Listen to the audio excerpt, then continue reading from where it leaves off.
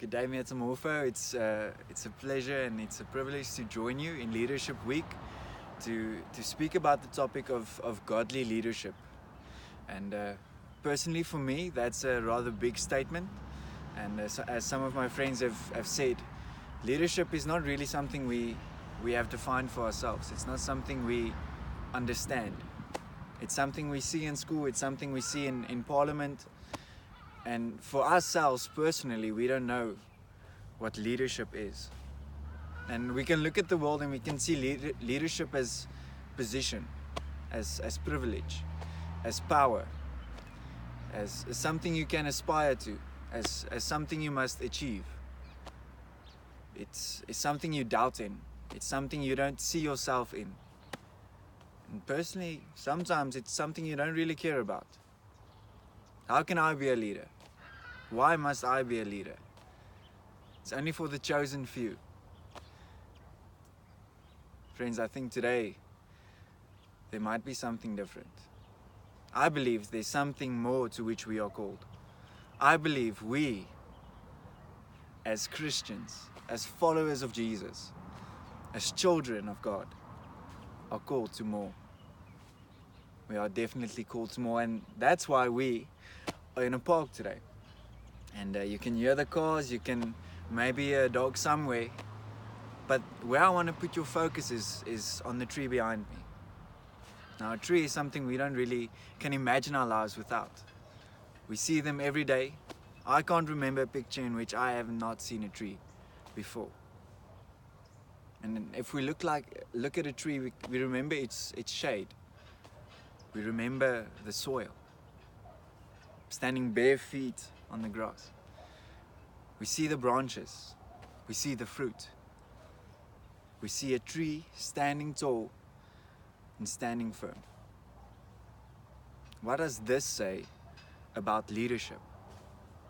Why is this the pinnacle example of godly leadership for us? Why can you see yourself in this tree behind me? And what does a tree need? A tree needs, first of all, soil. It needs soil to plant itself into. It needs a place of nourishment. It needs a place of purpose. It needs a place of belonging. It needs a place of identity, a place where it can stand firm. It needs soil. Second of all, the soil needs seed. It's only from a seed that the tree can stand firm, and then after the seed, the tree needs germination. It needs to break. The seed needs to break in order to grow. And then, as you might have seen in Metamorpho and as the leaders might have told you, its growing takes time. A tree takes time. Most of the growth is underneath the ground. It's unseen, it's unheard of, it's not very impressive. It's just bare for most of the time. And then we have the tree, standing tall, standing firm, and that gives us shade. It gives us something to lie under. It gives us a place of protection, a place to picnic on a romantic date, or in Mieta as the whole group tends to what you prefer. It's a place of safety. And second of all, and probably the most important, is tree bears fruit. So I see the tree, I see the branches by the fruit. I see what the soil of the tree is by the fruit it bears. Now what does that mean? What can I see of a godly leadership in a tree? My question is what's your soil?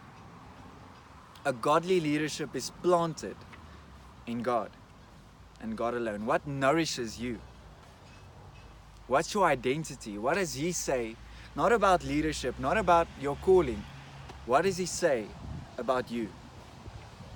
That's where your leadership starts. That's where your identity starts. That's where you are planted first in God. That saying, where your treasure is, there your heart will be also. Exactly that. Where's your treasure? Where's your heart first?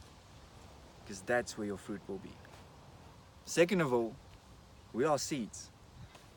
We are potential. But a seed out of the ground, out of the soil, is dead. It's bare. It's nothing. A seed, potential. You have to be planted before you can grow. Your potential has to be tapped, has to be watered, has to be given God what it needs to grow. And then germination, and this is the toughest topic in leadership for me personally, is for us to grow, we have to break first. We have to surrender. We have to ask ourselves, what am I not willing to surrender? What part of my life am I not giving God? Is it my doubt? Is it me not believing in myself? It's me not feeling worthy to be called a leader. Not being worthy to be called the children of God. Is it me not seeing myself in that identity? What am I not giving to God? Where am I not breaking open for Him to grow me as a person, and then as a leader? And then, as growing takes time, we as leaders take time. It's mostly underground, it's mostly unseen, it's mostly unimpressive. It's packing up tables, it's mopping the commune floor, it's making coffee for someone, it's helping where no eye sees you helping. It's underneath, it's serving, it's being the least. My question is are you growing to stand tall, or are you growing to stand firm? Are you growing to stand firm in God?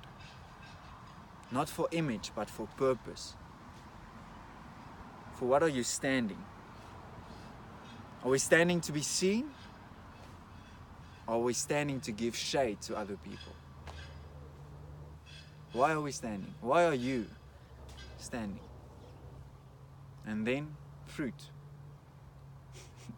You will know them by their fruit.